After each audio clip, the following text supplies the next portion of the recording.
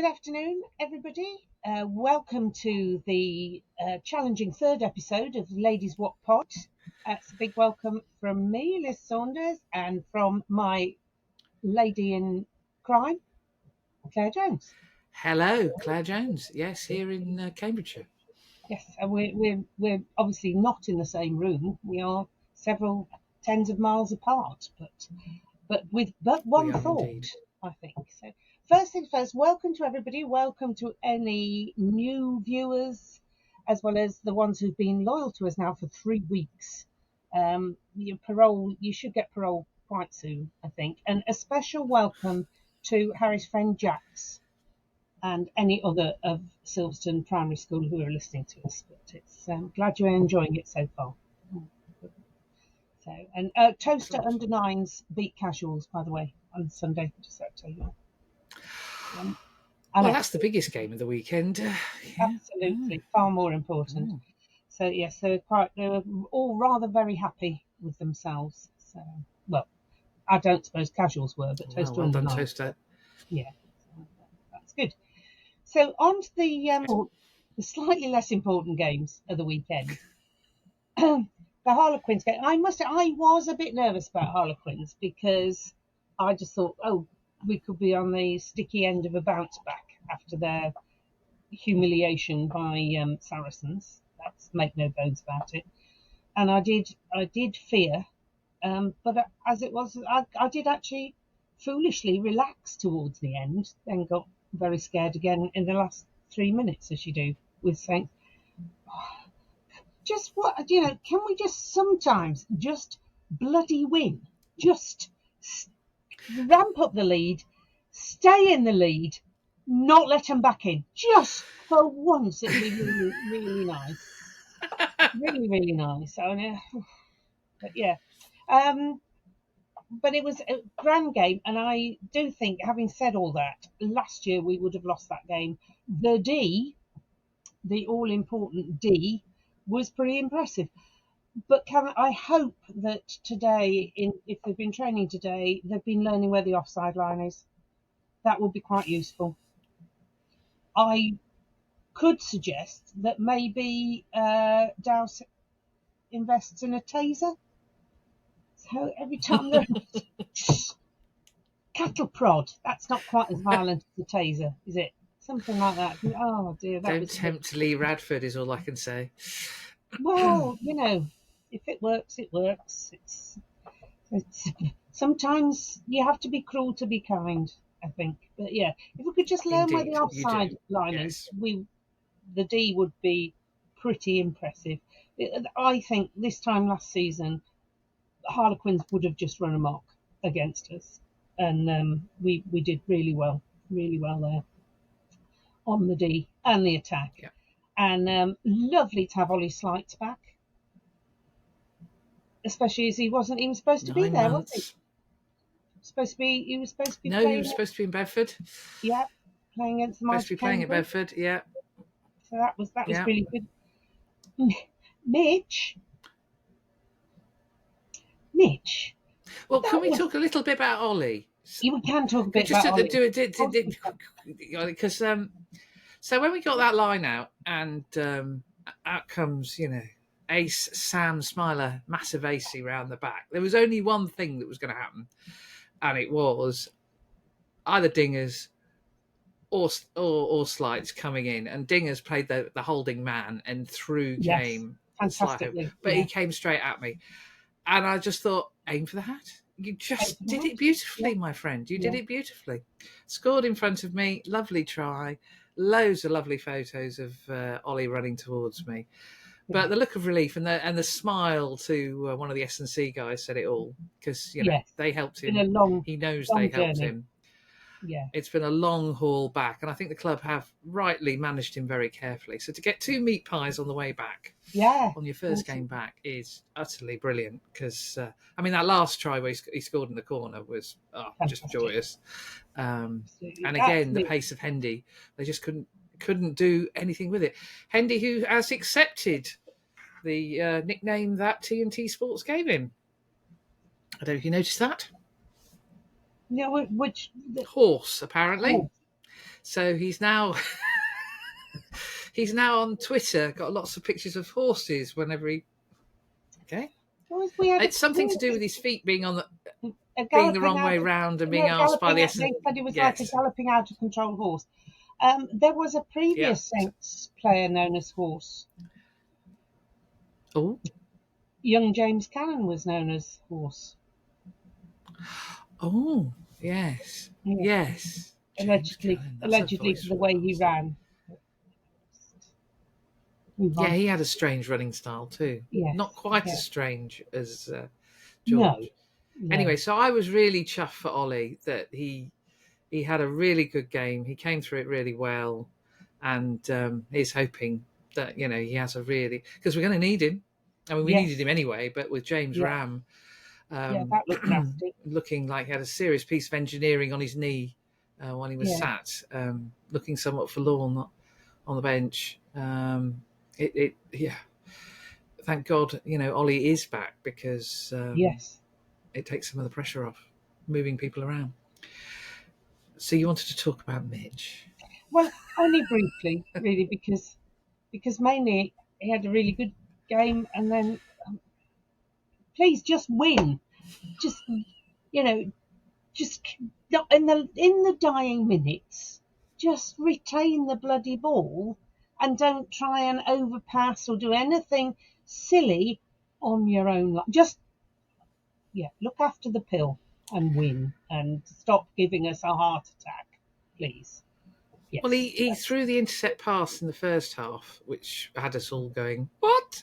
Because it wasn't even that he was trying something hugely ambitious. He just threw it straight at, what's his face, the right winger, the one who was just back from injury anyway, who thought, I'll have a bit of that. Yeah. Something like that, yeah. Thank you very much, I'll just run. Unfortunately, George had his legs, Horse was doing his stuff and managed to catch up with him. But they did ultimately score from it. Yeah. So we'd had a bit warning that Mitch was having moments of brilliance. I mean, to do Danny Kerr like a kipper the way he did was just superb. Yeah. And then to try and fling that pass at the end, yes. But anyway. Yeah. Anyway, a little ambitious, I felt. We'll learn from that and move on, one hopes. So, yes. I doubt we will. But there were some fabulous performances. There was along the way. Some joyous, absolute joyous rugby from both sides, actually, because Quins, they were not, I should say, not going to grind it out ever. They were trying to chuck it around as well, and it was lovely. It was really good stuff to watch. I thought really made for a nice night, and I suspect next Saturday Friday Night Lights, Dirge Fest, but. No, let's not go there quite yet. We don't have to go there too soon. The one player that I think I'd like to shout out is George Furbank. Oh, because he had a really difficult time at Welford Road. Yes. And I felt only a squidgeletto sorry for Esterhazen, because George was clearly on one. Yes. And you wouldn't, somebody the size of Esterhazen wouldn't expect to be poleaxed by George twice. No. Once coughing up the ball as a result. So George was definitely on it on Friday. His game management was just brilliant. Oh, sublime. His team were with him. Absolutely sublime. I was nervous because we'd lost Finn and we were moving a lot of people around. But, Ferbs was absolutely on the money.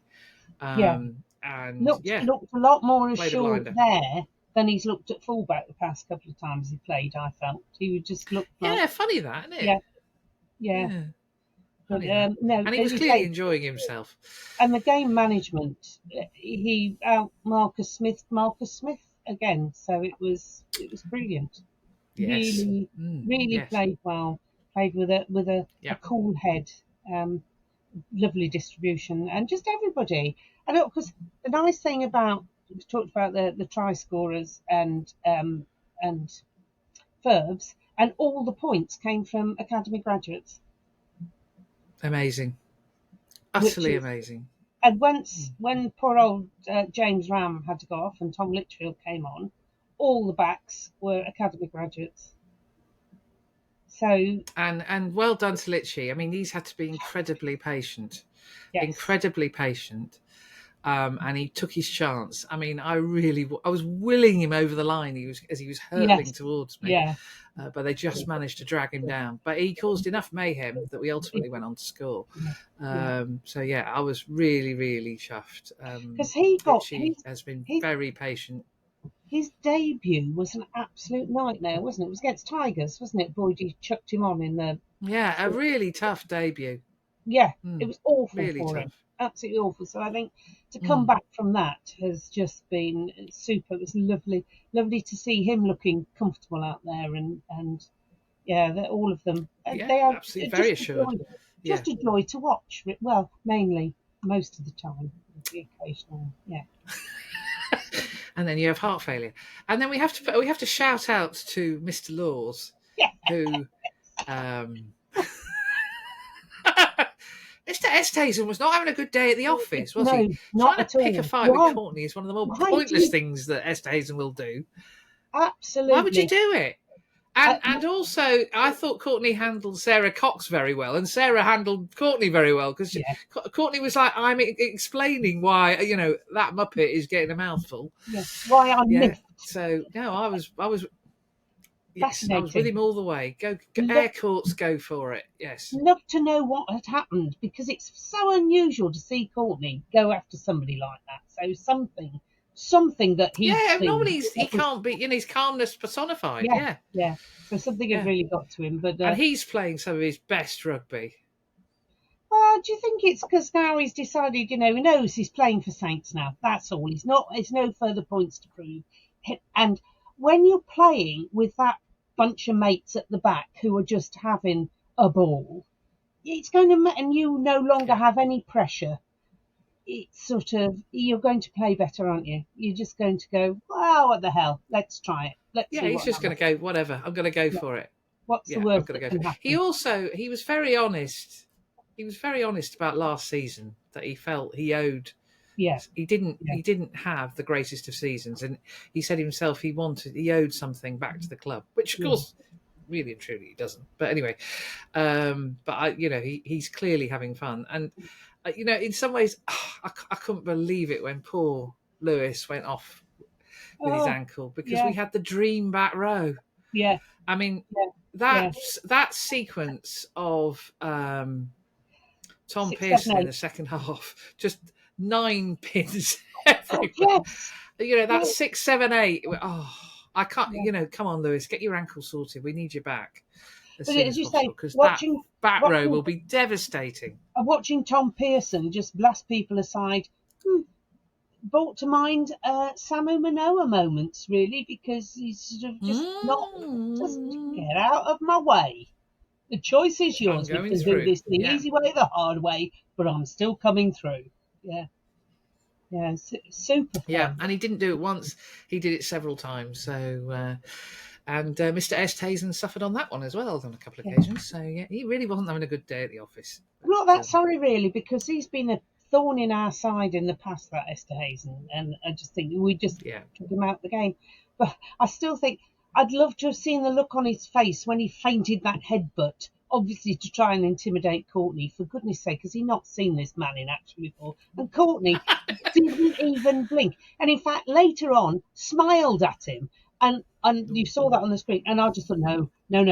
It takes quite a lot to scare me. But I know that is very, very scary.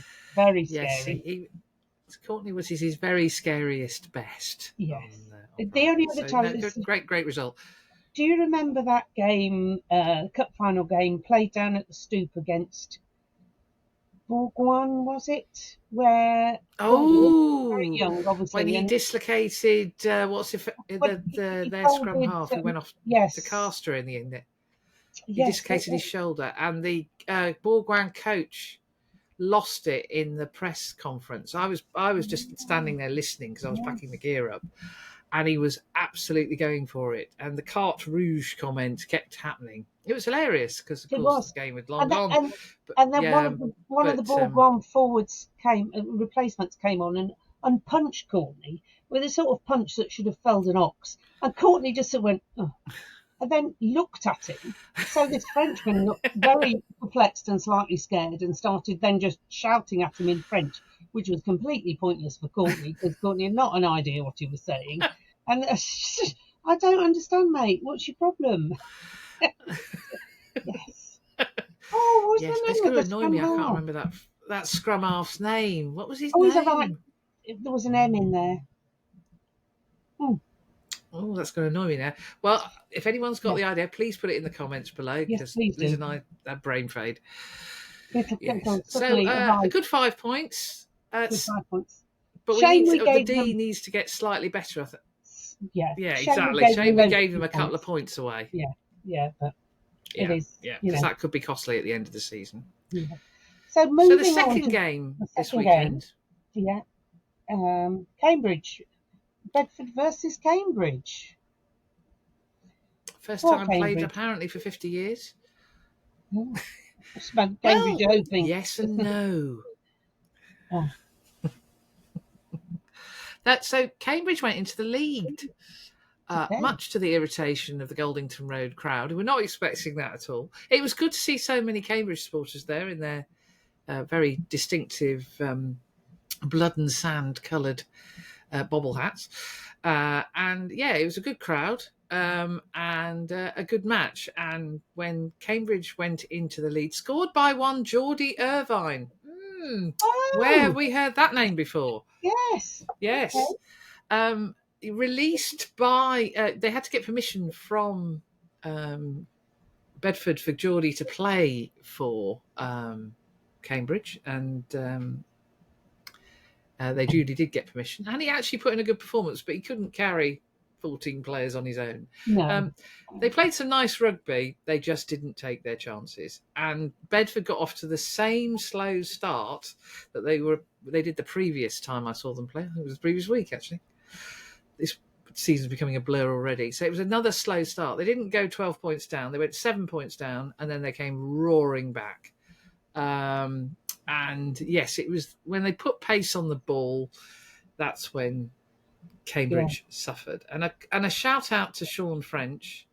So Sean is, I believe, a Munsterman. All right. And he scored a magnificent hat-trick and actually had the photo of the season, which apparently his mum's going to buy a print.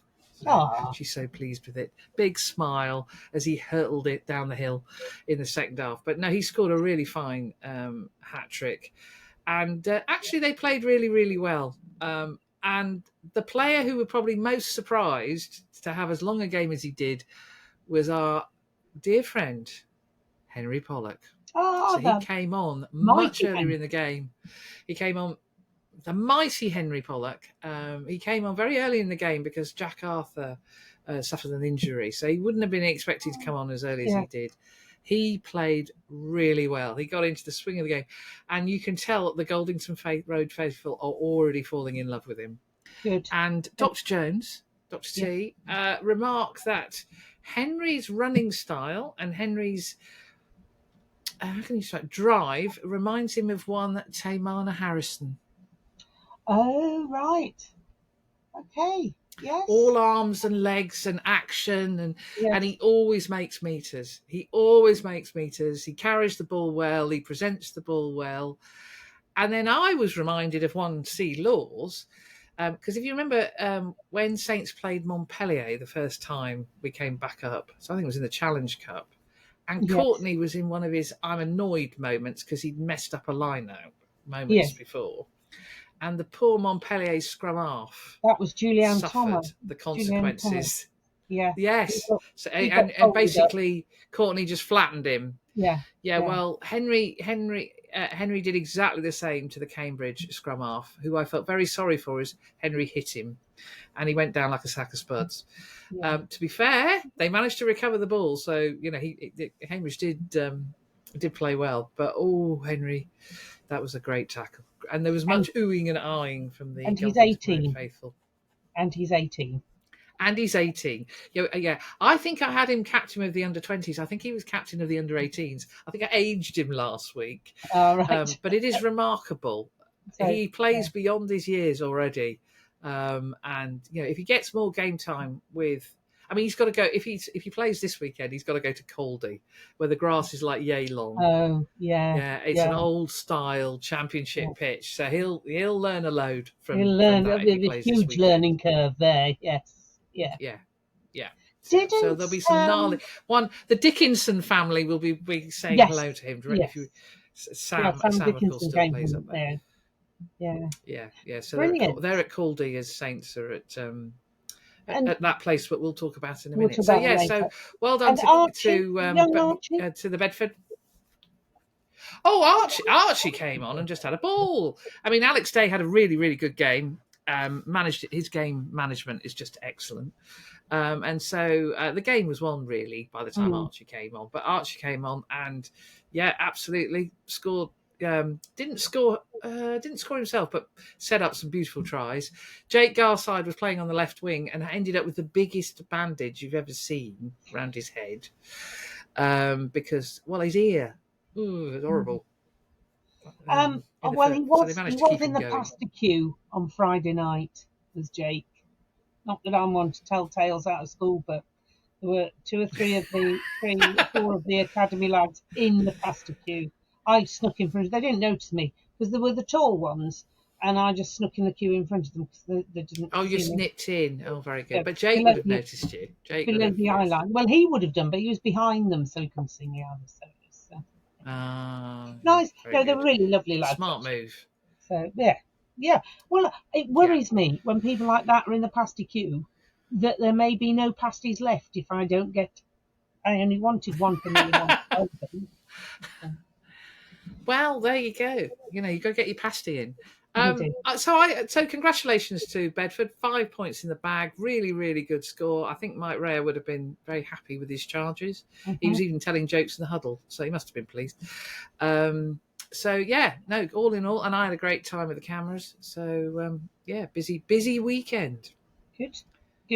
Oh, on that, I do have to have a little go. Yes, your photos. Yes. Then. Championship rugby, you're on the naughty step. Why, Claire? So, what have they done? Exactly why. So I took a photograph of Said Sean French, the one that Sean's mum is going to take buy a print of, hopefully. And, Championship Rugby decided to help themselves off the Bedford X feed, formerly known as Twitter, and put it as their photo of the weekend with all the results. Well, that's fair enough. I get that. But not to give me a credit at all. No mention, nothing is out of order. Not very professional. I basically raised the subject. Not good at all. And so they are on the naughty step. Nicking people's photos is just not on, guys. Beyond the pay. I know there isn't huge amounts of money. It is beyond the pay. I know there isn't huge amounts of money in the championship. I get that, but just taking people's work and not crediting it is out of order. I was going to say it's not about the money, is it? It's about the integrity and professionalism, and it's just. And bear in mind, I'm doing it for charity as well. Yeah. I mean, you could say, well, professional photographers are fine trying to pay the mortgage. I'm doing it for charity, and so the least they can do is acknowledge it. So I'm not asking for much. And I know Mr. Robinson had stern words. So, Championship Rugby, behave. Yeah, good. But who is in our good books this week, Liz? Look East. I nearly fell over because I was just getting tea ready and suddenly heard Look East sports report, and I thought, oh, well, that'll be something obscure, and it was something fairly obscure up until it's at Franklin's Gardens. That one, what? Yeah, they mentioned us and Bedford without as I say, without a film of Ollie's second try. Yeah. And seemed to know what they were talking about as well, because sometimes some of them they give the report and you think you have no idea about rugby. You're reading it as if you're reading phonetically, and you've absolutely no idea what you've just said. So I used to work with a bloke, and when the rugby reports came in, he was from the Elephant and Castle and spoke broad South London accent, and he would say to me, Liz, what exactly is a back row forward? And nearly every week I'd have to explain to him, because it seems it's only when somebody asks you that question you go, that is a bit of a difficult one. And what position is number 8? Well, it's number 8. No, but what position? No, it's number 8. Dear me. Yeah. And and I think sometimes some of the reporters on ITV and Look East have that level of understanding of rugby and just read out back, row, forward, what? So yeah, but fair play. Not this week. Yeah, seem to know what they were doing. Not this week. Thank you very much, Look East. Yeah, more power to your elbow, and mentioning both clubs in the region. Yeah, perfect. Awesome. Well done. Awesome. Keep going. More of the same, please. So well done. They led with Chantal Cameron. Cameron. Yes. That's what we thought then. Yeah. Is it Campbell? No, Cameron. Bless her, who didn't manage to come home with the goods, but hey. Didn't manage. Really difficult ask, and now has to go to Croke Park. Apparently, that looks like the trilogy they're calling it. Oh, is that what that? This doesn't. I don't know. I know nothing about boxing. This doesn't seem fair somehow. That you don't get a home and away fixture. It's just all in. Basically, the senior boxer gets to determine. I don't think Chantal was too chuffed that the return match had to be in Dublin. I think that was a bone of contention. Yeah, but it very often is the way in boxing. It very often is the way in boxing. But let's hope she can win it and that she does get that. Those who know about boxing, feel free to tell me, but in very short bursts. Not too much, but yeah. But it'd be amazing if she did actually win, and we did get her back to Northampton. So keep going, Chantal. There's plenty of time in your career. Said a woman who knows nothing about boxing. Can't you tell? But I was going to say, whilst we're on the subject of strong women doing really well, Sarah Cox, I thought she refed so well. Oh, yes. So well on Saturday. I thought she dealt with Danny Kerr mainly by ignoring him. But I think her eyes must have rolled back so far at some of the stuff they were coming out with that amazing they ever came forward again. But I thought she listening on the ref link. I was listening on the ref link more because there was somebody sitting near us who was obviously not interested in the rugby and was just wittering on for the whole game inconsequentially about other stuff. So I've got the ref link in. But I thought she was most of the players treated her with real respect and vice versa. And I thought her calls were clear and concise and measured, were very, very fair and, and reassuring. And worked well with her team. Yes, very well. And worked well with her team. So, for instance, when George Hendy launched the ball into the crowd, she originally called it as out on the full. But I think it was Anthony Woodthorpe said, no. Oh, no, it was the TMO, wasn't it? Who was the TMO? I can't remember. TMO came on and said, no, it's fine. And she went, sorry, yeah. And George went from being a bit cross to happy in seconds. So I think she handled it well. But considering she got I'm still going to be moan about advantage, but we won't go there. Yes. Although she did say advantage over for a knock-on once. She did, I heard that. Maybe, And considering she got Danny Kerr trying to ref the game, I thought she did very well to ignore him. And Marcus Smith. Oh, I did. There was a comment when Marcus Smith had been flattened by somebody, and I came out with, well, that should have taken the smile off his hair, which I thought was quite apt. You know what I mean? Aren't we going to Twickenham next? Aren't we going to... and have you noticed how much he does this all the time? Constant, moving his hands through his hair. Yeah. Aren't we going next when we go to London? When we go to Twickenham, the Twickenham area, aren't we going over the road next time? We're not going to the Stoop. We're going to the stadium because it's there. Oh, probably. I'm not going to call it that. No, because that's not what it is. That's not what it is. It's got nothing to do with Quins. I expect we are, because we're one of the few sides that it's worth. They like putting us there.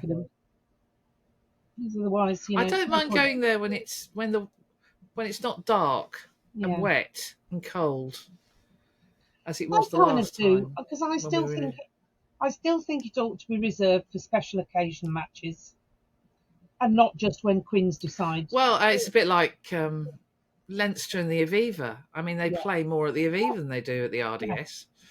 Yeah. I mean, what was it? The match against Munster on Saturday, was it? Saturday, Sunday this weekend? That was, why? And of course, EPCR keep insisting on choosing it for the final. So it's like a home game for Leinster. Mind you, they still lost. But yeah, they did. That was quite fun. But yeah. But it's the same. I think because you think if they get through to any finals, it's their second. That can't be fair. It can't. It's not right. It's just not right. No, I don't hold with it. No. Somebody needs to do. It can't be doing. Yeah, I can't be doing. Although I would love it, as would several members of the Saints squad who are Spurs supporters, if we got to the Champions Cup final, because it's at Tottenham Hotspur Stadium, which looks amazing. Yeah. Yeah. So whilst we're on the subject of irritants on Friday night, late arrivals. Now I gather there was issues with roadworks and the car parks. Something to do with the car parks, which Saints really need to look at. But I've never seen so many people arriving so late, which was quite irritating. And we sit on the end of the row, and I say we were up and down like a fiddler's elbow with people coming. And that's fair enough. Things happen, and there was obviously some major problems because so many people were late. But then, once they're in, can they not just stay sitting for 40 minutes or 35 minutes when they're being 5 minutes late? They were up and down, people going through for beer and then coming back and then going out for the loo and coming back and infuriating. And you think, really? Why are you here? And it is not become a curmudgeon. You do wonder. I fear that parts of the crowd are turning into the Quins crowd. Yes. A journalist once described Harlequins matches as a beer festival with a little bit of rugby going on the green stuff. And I do occasionally think we are straying in parts of Franklin's Gardens into that. And it's great that people are using it as a social to meet. Yeah. But it's not as if we haven't got entertainment on the pitch. Yes, there's plenty going on, and I don't want it that we end up where Quins have ended up. And move. A simple "excuse me, please" would be nice, instead of standing there. Yeah. And again, I turn into a curmudgeon and I think, you can stand there. I will wait until you ask, because otherwise it's just rude. So yes. That's I mean, that's my. There is a courtesy amongst crowds that people need to remember. People do need to remember. Everybody's there for the entertainment. It's not just them. And it is difficult, but something clearly happened on Friday because the traffic in town was awful. I of course got there early, and we actually went round Mere Way from where we were coming, because we were coming from Bedford because we picked up a friend. But later on, that was clogged. Hellish. Yeah, no, I think, I'm not surprised, because I mean, it was just black. Google Maps did not look pretty, so something was clearly going on.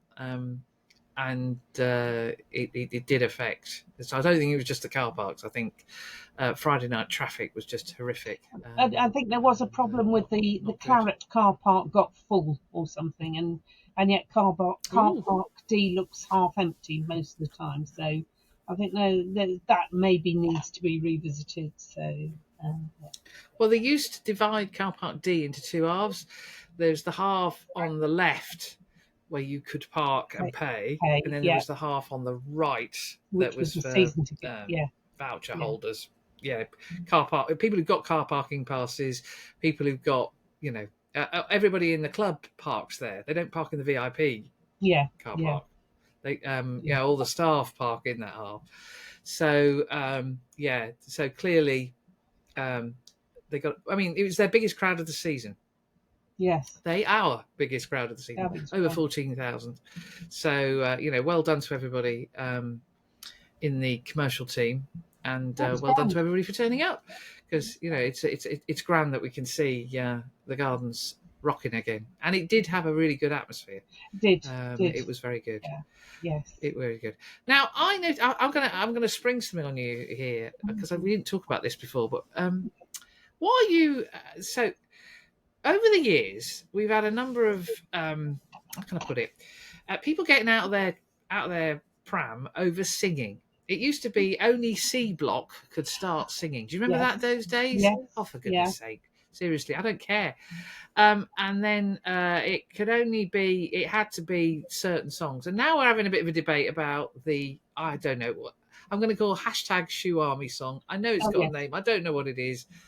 And for a starter, for anyone who's saying it has never been sung on the terraces has not travelled, because it was sung, as far as I can remember, at Kingston Park. It's been sung at the Stonex. It's been sung all over the place at away games. Haven't heard it at the Gardens. No, but definitely Kingston and Park. Really, frankly, they could sing Bar Bar Black Sheep, as far as I'm concerned, if it gets the team going. I've always said this. There aren't songs owned by anybody. I love the fact that all 3 teams are sharing the one song. I actually think that's a good thing. I think it's marvelous. If it takes... so can we just be less sort of, on our high horse, she said, getting on our high horse, about, what people say, enjoy. It's a different high horse. My horse is better than your horse. We've already talked about horses. But, it doesn't matter. If it helps the team win, as I say, you can sing Bar Bar Black Sheep for all I care. And the team clearly love it. Yeah. Which is why they always sing it in the dressing room. It isn't the squad song. It's just a blessed song. And so, if people want to sing it, if it helps the team, let them sing it. Watching the lads at Newcastle waving their shoes in the air was highly entertaining. It was, considering that most of them were hopping because they realised that actually it was a bit cold. Well, it was Newcastle. Even if it was was it May? Was it end of April? Beginning of May? No, it was end of April, wasn't it? Yeah. But that open terrace is bitter, even regardless of the time of year. So there was much, shoe waving going on. And absolutely, if it helps sing what you like. Sing what you like. Anything that sometimes it would be better to have more than one song, I feel. Absolutely. And when the churches start a song singing, we're not going to turn it down, are we? No. Has it happened ever? That? I think actually it did. It happened on that famous night in May, because the people who normally, without being rude to everybody who sits in there, you're not known for your singing. But that day in May, all those years ago, people were, it was a very different crowd that night, and they sang. They also, they did all sorts of things they wouldn't normally do. So we love the churches, Yeah, we beat the Tigers. Yeah, absolutely. I like the churches. I like the churches, but they're not renowned for their singing. It's not what they do. No, but it's changing. I mean, I've noticed around us that it's the fewer season ticket holders around us, and so therefore it's filling up with young people. I suspect a lot of the season ticket holders may have died.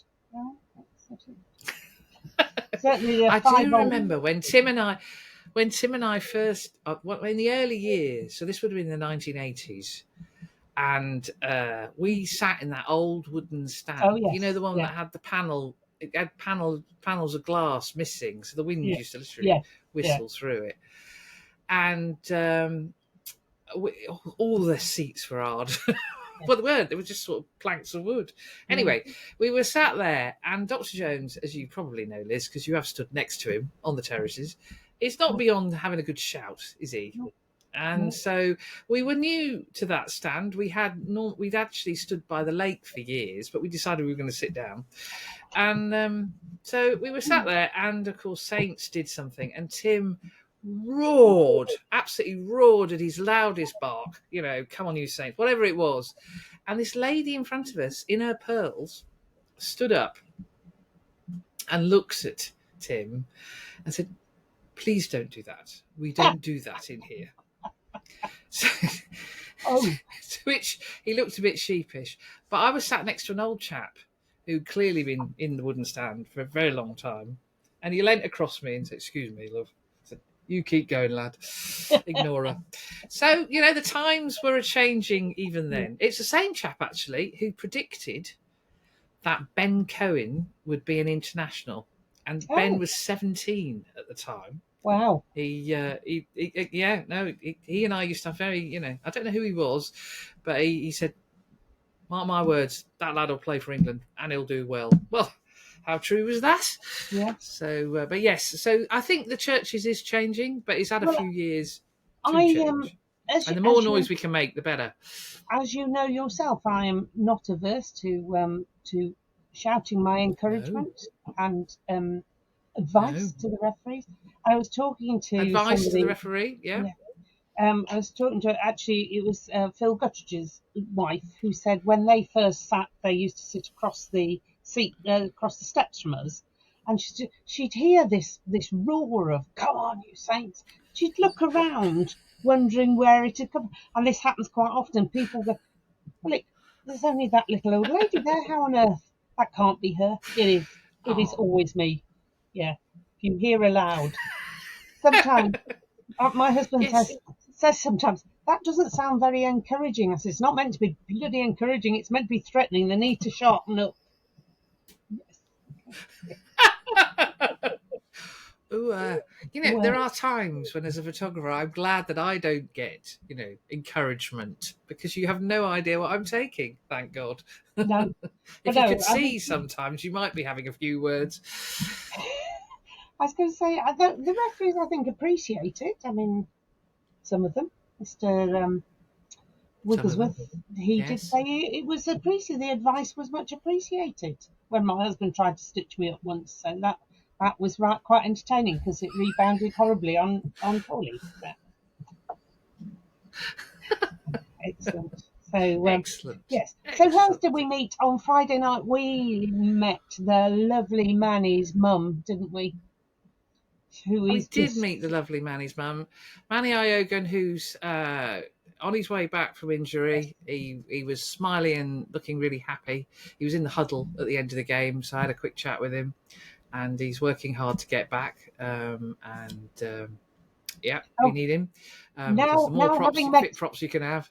Yes, having met his mum, I can see why he's so smiling and happy, because she is just a smile on legs. Wonderful really. Woman. Absolutely gorgeous lady. So that was fun. Yes. Yeah. So I got a huge hug from her, and she's such a lovely... Yeah, woman of Basildon. Great place. I used to live there myself. And it was great catching up with her. And I did like the fact she was wearing one of Manny's hats. He'd obviously, because he had the little EI on the side. But no, it was lovely to see her and the rest of the family. So even though he wasn't playing, she was there to support the team, which is just brilliant. And shout out to all the rugby parents, because we're really lucky. We have a wonderful set of parents. I mean, Tom Litchfield's parents were there. The Locketts were there. I mean, it's just wonderful. I mean, the lads get the support that they do, and they travel hill and dale. So following them. So shout out to rugby parents. I knew number 10. I think his parents were there, and because he was chatting to some people who looked the right sort of age to be his parents, and saying, "Well, I didn't really expect to get on, but thank you." And so that, fair play. It's all good. So and happy parents. It is excellent. I know it is excellent. Happy parents. No, it is excellent. And I have banned, I'll repeat it because it's worth repeating, I have banned Kerry Lockett from ever giving me a weather forecast again. Because her prediction that it wasn't going to rain at all, as I sat there in the deluge, she did apologise afterwards and promised not to do it again. But no, we are really lucky. And it's lovely that we get to chat to them, and they can... we get to see them. They are very approachable. So if you ever meet one of the many parents at the game, they appreciate the feedback that the lads get. They are lovely. They're very, very great supporters of the team and the club, and it's great to see them. And it's one of my treats being able to give them photographs of their sons, because it is for many of them a record of their career. As ironically, going back to Sean French, he is grateful because it is a record of what's happened in his career at Bedford that otherwise he wouldn't have. So, we all think about, excerpts from videos and all the rest of it. Actually, those little frames of that moment when John Slightholme, lovely feedback on X. When I asked the question, how good was it to see, Ollie scoring again and putting up a picture of Ollie scoring, John and Deborah Slightholme were straight there because they are unsurprisingly absolutely made up. But for me, it's lovely. I get a buzz from the fact that they've got a record of the fact that he came back and he scored a brilliant try. And actually Lewis, the lovely Lewis, was sat next to me and he videoed it as well. So they have got video of the very moment of him scoring. But that is one of the buzzes I get. So if you guys, out there do meet parents, say hello to them because they are a lovely bunch. They really they've done a lot of ferrying around over the years to get to where they are now. Part of the club as well, don't they? So I think that's they really appreciate supporters sort of saying, welcome and looking after them. It's nice. Nice to do that. Talking of Lewis's, we need to, I think, mention our esteemed leader and the rumours of the French move that was swirling around that may or may not come to fruition. And I just wish everybody would shut up until it's signed and sealed or not. And this speculation doesn't help. It's a hard enough decision for the lad to make without speculation beforehand, I would suggest. I'm saying it. I'm presuming there's an offer from Toulon because nobody's come out and said there isn't. This is nonsense. And I would imagine Toulon would have said this is nonsense. And it is contract renewal time, so it's not that there is clearly he's going to be having discussions with Saints. He's going to be, and if Toulon have made an offer, or whoever's made an offer, I've got no idea. No. And it is the silly season. We go through this every year with a player. Are they? Aren't they? Will they? Won't they? And then who's coming the other way? It is, and it doesn't help the team. It can't help the team. All this discussion. No, but I mean, whatever he decides, it's hard enough for the individual. Which hopefully it'll be to stay with us at least for a couple more years. But even if he doesn't, hope the decision's made for the right reasons. But he goes with our blessings and with all our love, and there's Absolutely. There's quite a little ex-Saints enclave down there now because George North is going, isn't he? To is that the same team T plays for? Is he teaming up with Tamara? Yeah, I think so. Yeah, Provence. Yeah. So and you've got Beaks and Ribeye, and so we could have quite a nice little tour down to the south of France. I think that could be quite fun. No, I'm not thinking that way, Liz. Stop it. Every Toulon have clearly got the Hoover out because Jack Singleton joined them as a medical joker today from Gloucester. Oh. So they've clearly got the Hoover out, and there's a lot of money in French rugby. Has been for a long time, and But as you say, it's a tough enough decision, and all the speculation won't be helping anybody, and least of all Lewis and his family, and of course the team. So let's hope, as you say, that whatever decision is made is made. And everything. Then we know where we are, and everybody can move on from there, and make plans accordingly. But talking of travel, moving to Saint Supporters Club, we have got a coach going to Saracen. I find it very difficult to say that word. Coach going there to Barnet on Saturday. So there's still spaces available. Saves you. I mean, it's a pig of a place to get to. You have to pay the ULEZ now as well. So just get the coach is my suggestion. Just get the coach, and you'll be grand. You only have to pay the ULEZ if your car is ancient. I mean, seriously. I don't have to pay the ULEZ, obviously, on mine. No, most people, it's something like 96% of cars don't. And the ULEZ is about clean air. Notwithstanding that, it is a pig of a place to get to, and it's very hard to park if you haven't booked a car. That is different. Absolutely. Yeah. It's a pig of a place to get to. I can't really say anything here because as the media, I get parking literally just outside the ground. So I can't say anything here. Yeah. But my electric car would meet all requirements of, my car meets all ULEZ requirements as well. Especially now, exactly. So most people's but even if your car does, getting there, regardless of ULEZ, getting there is a bloody nightmare. So you know what? Yeah. Don't even get on the coach. You can have a few beers. You can have I was going to say you can have a good time, but it is the Stonex. So, but having said that, there are things at the Stonex. There are things.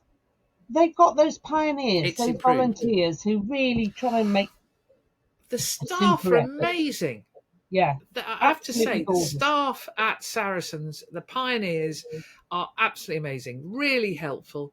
Yeah. And if and I shout out to Matt Impey, who is my counterpart at Saracens. He looks after all the togs from Saints so well. Always makes sure we've got exactly what we need and goes above and beyond. So when it comes to the staff at Saracens, they are wonderful. Really, really helpful, and can't praise them enough. And then it stops, as far as I'm concerned. I'm not going any further. Again, as I said on one of our WhatsApp groups, I think, wasn't it, about when they posted after they'd beaten Harlequins about still London's #1 club or whatever. I said, see, that humility mantra's still working well for them. That's it. Yeah. Well, if you notice on the top of the stand, it's peeling off. Well, yeah, it's not just on the top of the stand, is it? Let's be real. But I hate to say it, they are the team to beat again at the moment. They've got their act together. Yeah. They've got all the internationals back. They are playing some pretty heavy duty rugby at the moment. So, moving on to Saturday, it is going to be a big ask. It is going to be a big ask. Huge. But I go back. They had their first team out last year when we nearly beat them. Yes. And if we hadn't lost our focus and Solakaya Lotto got himself bigged.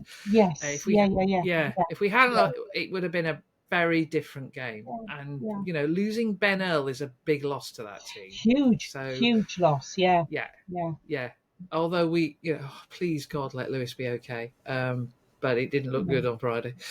I've got no idea. Any medical reports? I've got no idea. I haven't been to training this week. I've got no idea what's going on. So I'm not. We may get an update tomorrow, mayn't we? From Media Day tomorrow. It's Media Day. No, it's this afternoon, isn't it?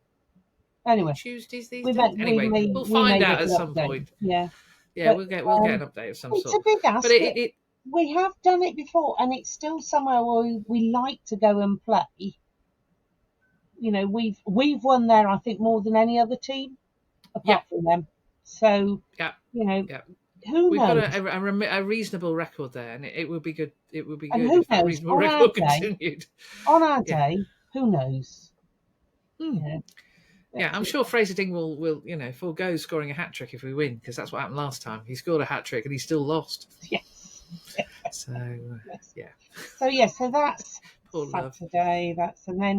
And then the following week, of course, we're back at home Friday night. No, we're not. We're Glasgow the following week, aren't we? I missed a week. I was going to say, I'm in Glasgow. I don't know where you are. Yeah, I thought you were sat near my husband, but you could be telling me otherwise. I don't know why I've missed Glasgow. Glasgow, for some reason, isn't registering, and I don't know why. I'm missing out Glasgow. It's the time of year. Yeah, Glasgow who are flying. Absolutely flying at the moment. Top of the URC.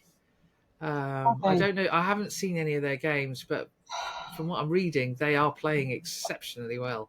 Of course they are. Yeah, it's going to be. You can guarantee if you get us in the European draw, suddenly you hit a purple. I don't know what it is. I've seen, people who couldn't catch a cold get us in the European draw, and suddenly they're marvellous.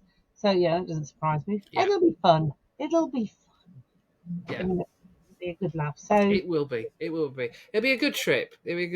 And it's a place that's been a few years since we've been to, and we've had, I would say, mixed results there. We've won there and we've lost there, Yes. and we've lost in some circumstances where you did actually want to. It's one of the few occasions where I did seriously want to walk out in the middle of the pitch and kick somebody at the backside because they shouldn't have lost. Yes. Yeah. Mentioning no names. Anyway, yes, it's been one of those places we've either won well, or we've not done so well. So it's a real hockey stick diagram if you were to look at the results.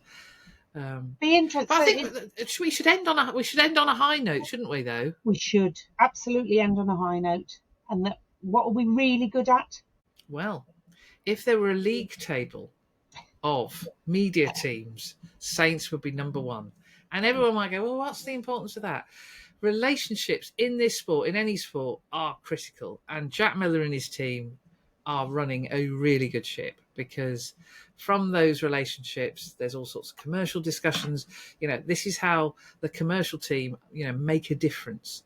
And Chris Foy, his I don't know what you call him anymore. I'm going to say his tweet on X, which doesn't sound quite right. Yeah. About us as a team, our media team, fair dues. As I say, Jack and the team do an outstanding job, and we should be proud of them, because without them, I think lots of things wouldn't happen. The reason people do know a lot about the club is because Jack and the guys manage it so well.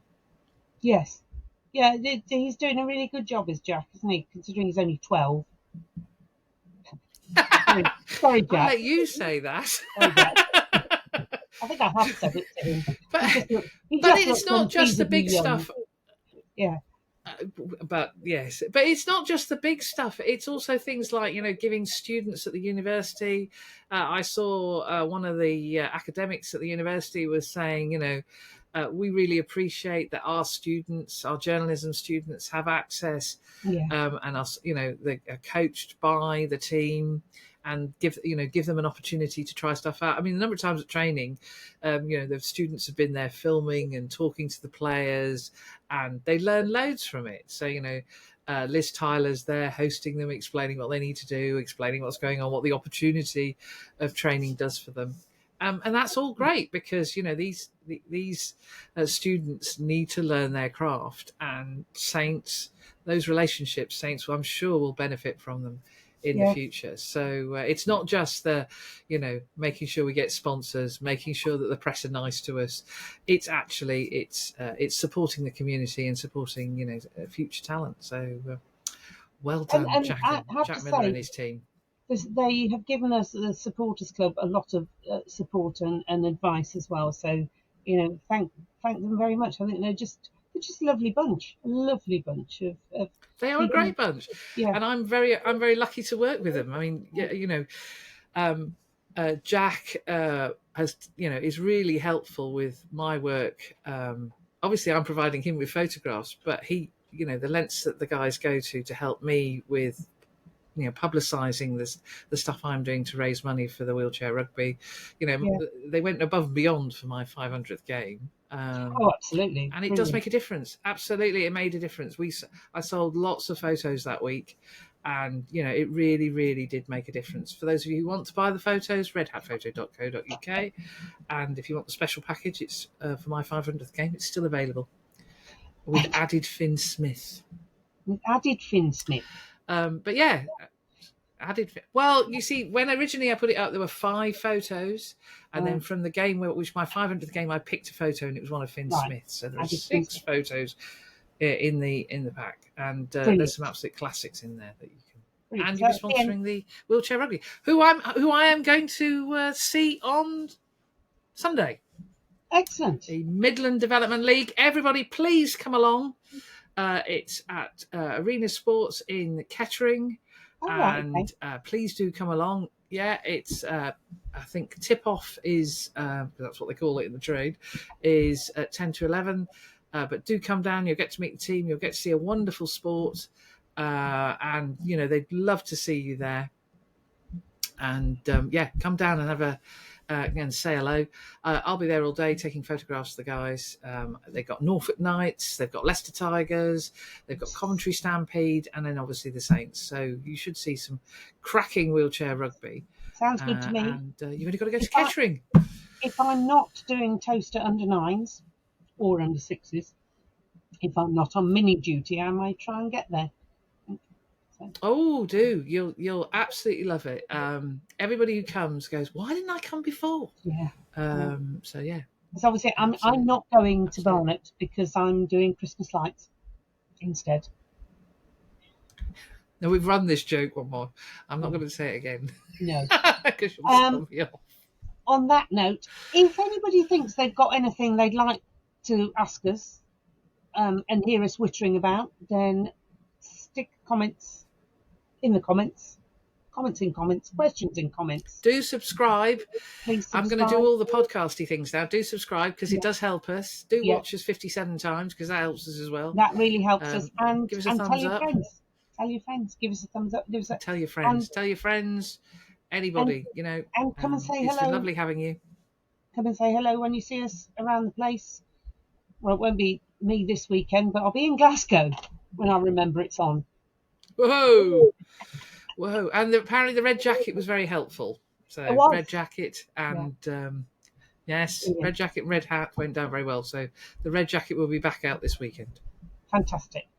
Thank you very much, thank you, everybody. Jones, and we will catch up same time. That was episode 3 next week. Okay. Cheers then. Bye-bye.